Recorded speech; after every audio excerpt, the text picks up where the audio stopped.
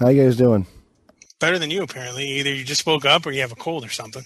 I have a cold or something. Or something. Does that mean you have, like, syphilis? Could be. I feel pretty Your nose is going to fall off? That's leprosy, isn't it? Chlamydia. That's syphilis. Oh, it's syphilis too? Yeah, if it goes long enough, yes. The cartilage basically rots out and your nose falls off. If you have syphilis in your nose... No, I'm not making this up. This is actually, I'm being serious. If syphilis goes long enough, it will rot out the cartilage. You get, like, pockmarked face. In just your nose? No, your ears will go as well. And okay. I was going to say, how does it know to target your nose? No. All of your cartilage, you're saying. And it's most prevalent in the nose because that is the most external of your cartilages. Yes. Excellent. And now you know. And knowing is half the battle. But yeah, you're just... Your body gets all f***ed up and, like, you get bony masses growing and cartilage rots out. And that doesn't sound fun. What STD is fun? Syphilis? No, but chlamydia, that's a f***ing hoot. Well, I mean, at least with herpes, you just get, like, warts and stuff. So, here's a question. Why do we know so much about syphilis? To be completely honest, I learned a lot about syphilis from playing Sherlock Holmes versus Jack the Ripper. Because Sherlock Holmes had syphilis? No, because Jack the Ripper did. Well, in the game. I don't know if he really did, to be honest. And I know that it's treated with mercury. Or was treated with mercury back in the day. I don't know if it... I don't think that's a good treatment. No. I would imagine not. But if you already got syphilis, what difference does it really make at that point? I think you die from mercury poisoning, don't you? Well, it sounds like you could die from syphilis. Yeah, that too. That was a fun game, by the way. That was a very fun game. So how's China? China's fine. Very cold. These people have no need for heat because they like cold, obviously. It's even more awesome when you're sick and they insist on keeping everything cold. Why do they obviously like cold? Well, because, everyone here has apartment kind of things. So there's no central heating or anything like that, so they all have room heaters. But apparently, they never run them. Too expensive. Like, you leave the room, they turn it off. And then, the other thing is, they're sitting around wearing, like, 8 layers of clothes and big, bulky jackets. And at the same time, they have their windows open. And it's like 40 degrees outside. That one I don't get. Chinese people are weird. That's a word for it, yeah. But they do very cheap dental surgery. I bet. Did you have to have dental surgery? I had, 2 of my wisdom teeth had to come out.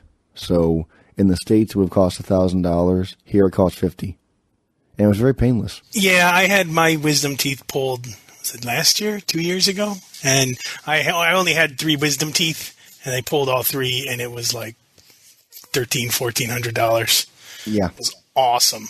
And one of mine was weird. One of mine came in at a very bad angle, and they had to they were going to bisect it and take the gums apart in the States. And the guy here just said, I can do it really easily with this screwdriver-like device.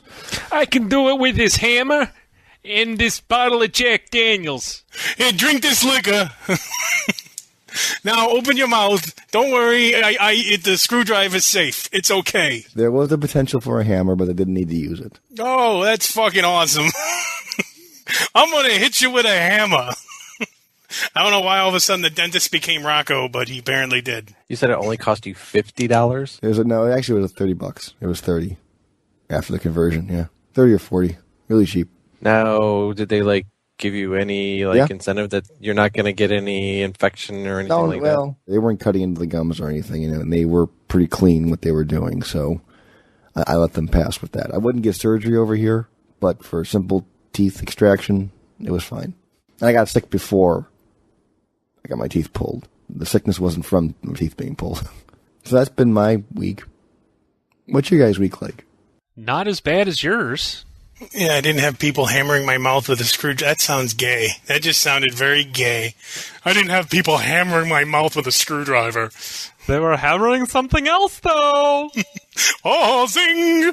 For the record, no hammering, just prying. Prying. Is that what they call it in China? Now, are you like... And is that how you get syphilis?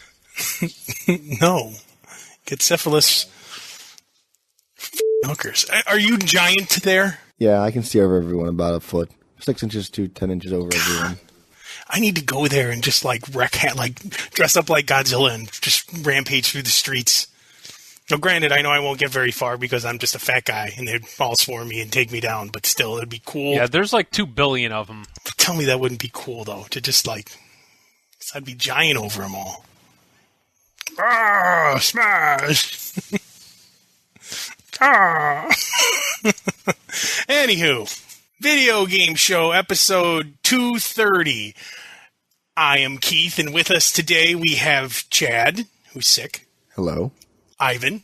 Who's not. And Phil. What's up? Wow. Excellent. What's up, 15-year-old beer commercial? That's what I was thinking. I was trying to figure out how old that was. But anywho, I did play a new game this week.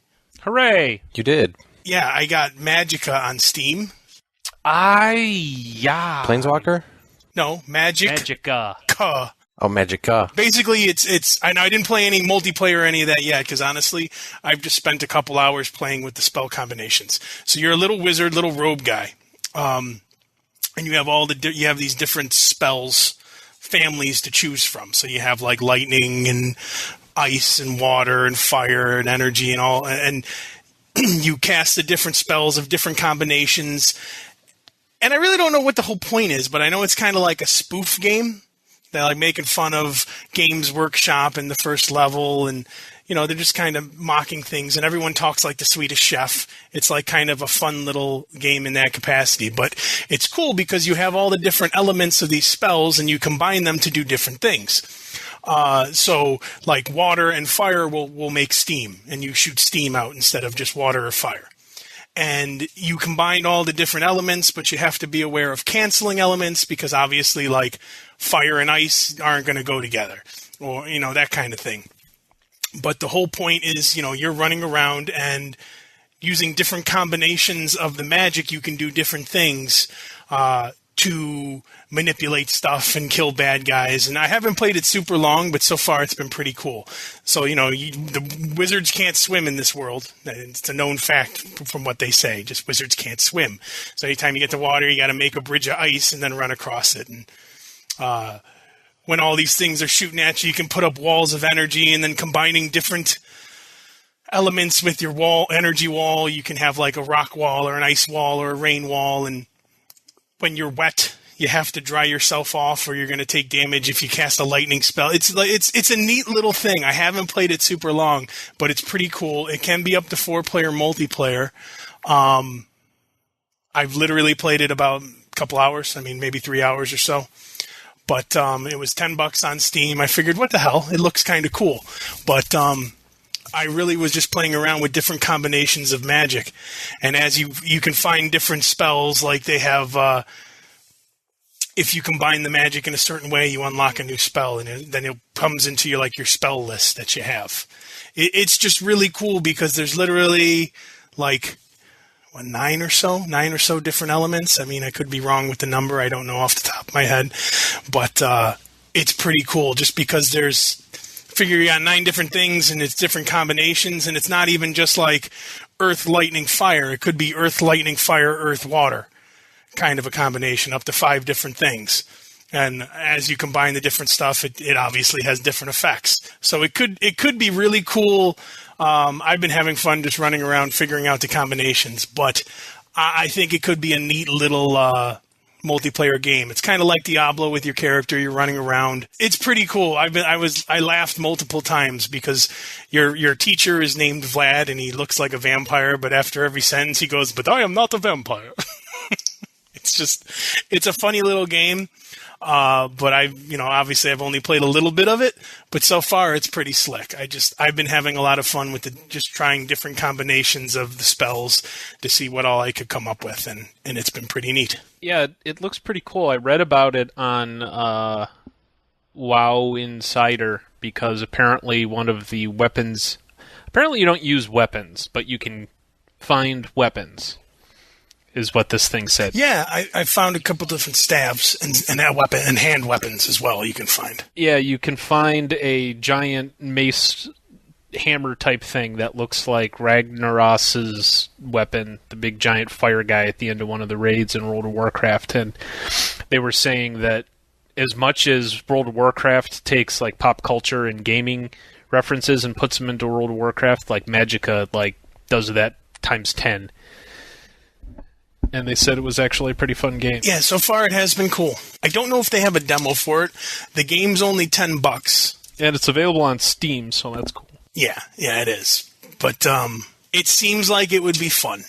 And I know they have like a arena kind of horde mode. I didn't obviously try it yet because they have the arena and then it says how many waves you can do. So I'm assuming that you and whoever you're in there with are just going to be fighting waves of things to see how long you can last.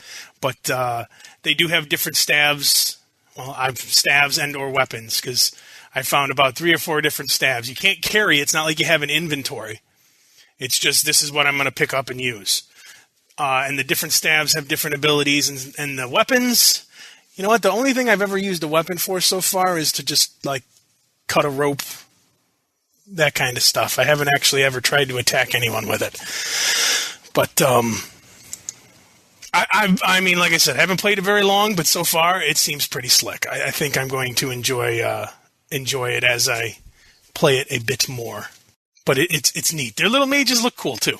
I think they're neat looking. Granted, I'm not a huge fan of wizards, but the fact that they speak like the Swedish chef makes it a little more palatable. Yeah, from the pictures I saw, they look like little Final Fantasy black mage faceless type guys. Yeah, but instead of that little stupid hat, they just have like a hood. Yeah, I'm gonna have to. I'll probably download that after the show. I'm gonna have to give that a try because it looked pretty cool. I don't even know when that came out, but I know if you order it before tomorrow, you get some items, but I don't know how to unlock them in the game. You have to put in the code, but I just don't know where you put in the code. And I haven't been bothered to go look like online to see where you do that because I was just running around trying out different spell combinations. You have access to all of the elements, I take it? Like you don't pick a frost mage or anything? You're a mage? Yep, you're a mage, and it's not like you have a mana bar. I mean, you can just sit there and cast spells over and over and over and over and over again. The first little level is you just running through a dungeon. And you learn the different mage spells as you go in.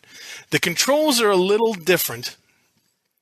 I don't like it because I can't use the mouse with my left hand, and in Diablo-type games, I like using the mouse with my left hand because all the different magics are like ASD, Q, W, F, that kind of stuff. Middle mouse button is to cast spells on yourself. Hold down Shift is area effect. You can charge up magic and do it in bursts. You can add beams. And apparently they keep popping up in the help menu that if you do beams, you can combine beams with other mages like Ghostbusters and cross the beams. But although I do see it being kind of chaotic in the sense of Alien Swarm, because you can hurt other people. You can hurt the good guys. Friendly fire is on. So I can easily see, troll running through the middle of us and everyone just blasting each other as we all miss the troll, kind of a thing. So, but like I said, so far it seems pretty cool. Haven't played it much because I literally bought it earlier today. But it seems cool so far. I'm enjoying it to the 3 hours I've played it.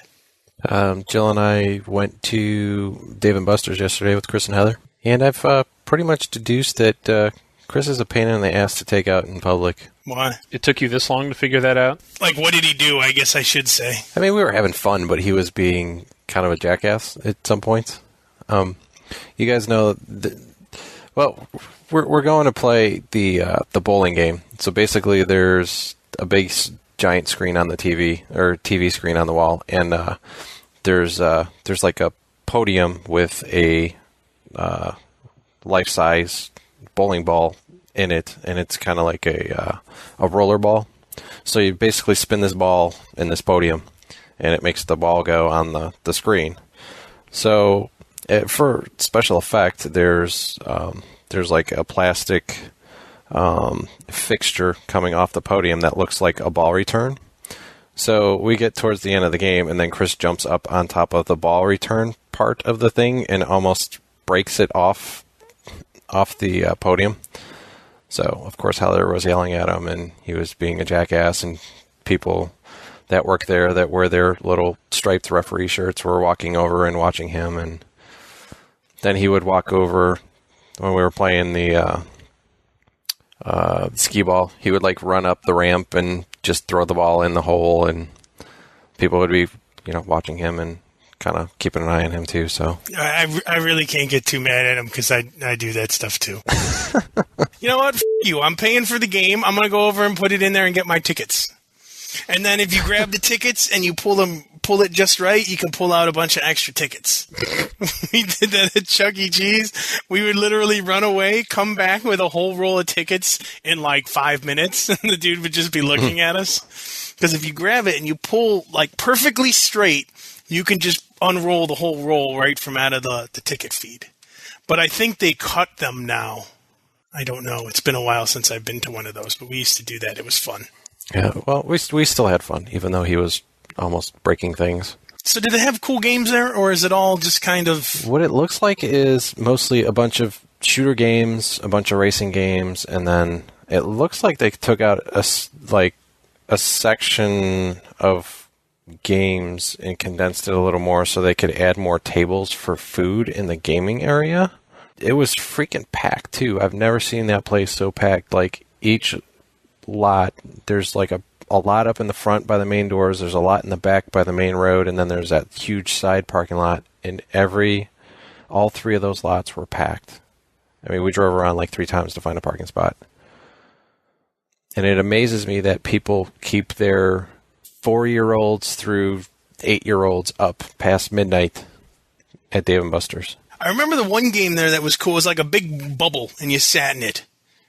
And it was like a turret thing. You can either shoot planes or shoot people as they're storming a beach. I think they still have it. I think it was by one of the racing games towards the front when you first walk in. Yeah, that's what I remember being. Basically, like I said, 3 different genres. It was like shooter, racing, or carnival game. So they really don't have very many video games anymore. The other thing that was kind of annoying was they had House of the Dead 3, or House of the Dead 2, House of the Dead 3, and House of the Dead 4. And I'm like, how many versions do they really need? And then they had Time Crisis and... It's just, like I said, just a rehash of the same stupid games throughout the whole place. Time Crisis? They have Area 51, too? What the hell is the Aerosmith one? Revolution something? They did have a Mario Kart racing game that you could play, where you actually sat in a chair or sat in a seat and with a steering wheel. Now that seems like that would be kind of cool. Yeah, I've seen those before. Those are pretty cool because it is Mario Kart. Yeah, that was fun. It was kind of hard to just really play anything that we were interested in, just because there were so many people. Really, was that packed? Oh, like the whole restaurant was packed in the front, back up by the pool tables and the front bar. People were playing the virtual golf. That area was packed, and just the whole back area. I mean, it took us 10 minutes to sit down and get a drink at the bar in the gaming area. See, that I don't understand. Why would you go to Dave & Buster's to play virtual bowling or virtual golf? I mean, just go bowl. Or go to the little golf hub and golf. Well, bowling you can do in the winter in Cleveland, but like golf you cannot. They have that golf dome. No, it's not there anymore. Well, I'm sure there's another one somewhere. There might be one in golf is so freaking popular. There has to be a place you can go golf in the winter. Has to be. I think there's still a one in Sugar Falls somewhere. So they really don't have like just video games anymore. Well, that Heather was saying the same thing too. She's like, "Where's all the arcade games?" And it was like there was one machine that had Donkey Kong and Donkey Kong Jr. and Pac-Man on it. And then there was another one that had Space Invaders, and that was it.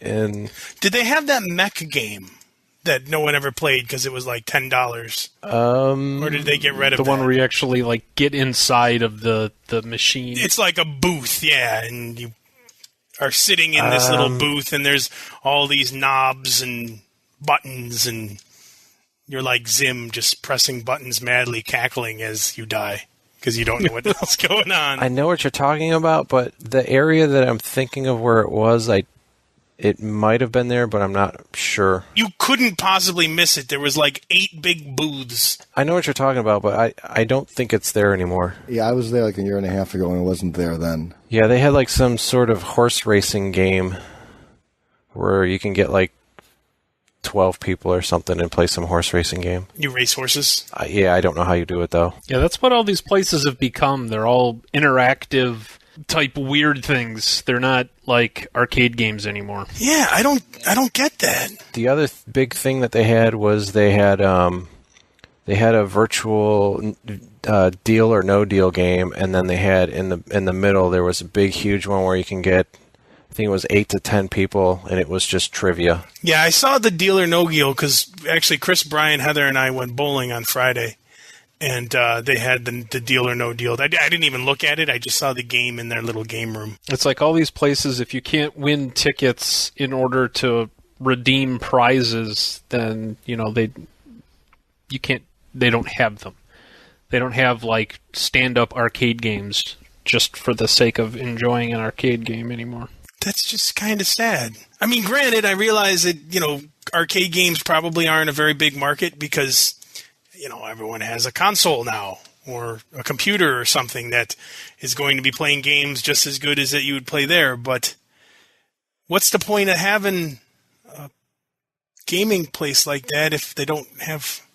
Chris also mentioned something about that. Like, you don't see your typical arcade games there, like your Mortal Kombat or your Street Fighters or your... They didn't have, like, Mortal Kombat or Tekken there? Not that I saw. You gotta be kidding me. Ridiculousness! Oh, me running. Uh-oh. Excuse me? Sorry. They did have some sports games. They had a Virtua Tennis on a big, huge, giant screen, which looked pretty good, and then they had like a Madden football. I think it was a Madden football, but it's definitely not arcadey like it used to be. It's mostly racing games, shooter games, and that's about it. Besides the carnival type games for tickets. What is wrong, Ivan? Don't you me? I bought this fucking Magicka game. They don't have a Mac version. Man, I just took a $10 bill and crumpled it up and threw it in the garbage can. You can't even gift it at this point, can you? Because you clicked for myself. Yeah, I'm halfway done installing it. It's installing, and I'm like, you know what? I wonder if I can even... Yeah, the only little icon they have is a Windows one. Yeah. So don't you have a PC, or did you get rid of it? No, I got rid of that piece of shit. So you don't even own a PC anymore. You're truly a 100% unadulterated Mac bitch. Well, I've got about the best I can do is boot my laptop into Windows mode. I have a partition with Windows installed on it, but I haven't used it in 6 months, so if I do that now, I'm going to be spending an hour and a half downloading Windows updates. But that's about all I can do at this point. Damn, that sucks. There's no reason not to have a Mac version anymore. It's the same fucking hardware as a PC. It's got an Intel processor and everything. But the libraries and stuff are different. Yeah, but how can they really be so different that it takes you more than a couple of days to port it? Depends on how good of a developer you are, how much you abstract things. Write your own wrapper libraries, but, maybe they didn't see a need on the Mac for it. Yeah, I honestly, I don't know why little games like that, they don't do them on both platforms. I agree with you on that one. At least anymore. I mean, Apple's been selling so much recently that they have more money than Microsoft now. So it's arguable that they're bigger than Microsoft. Now, I understand that the gaming community... They are more prickish than Microsoft, which is saying a lot. That's debatable because... Come on, dude. You can't tell me there is not a total elite snob air about a lot of Apple products. There's a total elite snob about PC products, too. Only if you're Tom. If you'd let me finish, I'd say they're about equal in different respects. Yes, In dickery. Apple people and Apple products can be snobbish, but then PC stuff is snobbish in a different way. Anyway, my point is that I think Apple has finally gotten to a point where Macintoshes are just as popular, and there's really no reason not to create your games and stuff for both platforms anymore. And is the code different? I mean, and just, Chad, you'd probably be able to safely answer this. Is the code really different between PC and Mac? It depends on how you wrote the original software. Because you could write it completely for PC and not make it easy to port. Or you could have had the forethought to make it a very easy portable thing by writing this very abstract thing which can, in a language which runs on either, which can be compiled on either platform. So it depends what they did initially. I mean, if you plan on going to multiple platforms, then you write it in a way that makes it easy to port. If you don't plan on going to other platforms, you lock yourself completely into one, and then the porting process becomes a bitch. I see. See, I just always kind of assumed that, okay, yeah, I understand that you write in different code, but can't you, just print out that code and translate it into a different code? Yeah, most of the time, yes. But then there are all these libraries that require a certain way of doing things. And most people who are good write their own versions of libraries, and then they can abstract away from the platform's library. Like the DirectX and the OpenGL and those kind of things. But if they don't do it that way, then it becomes a real bitch to do it that way, to fix them later on.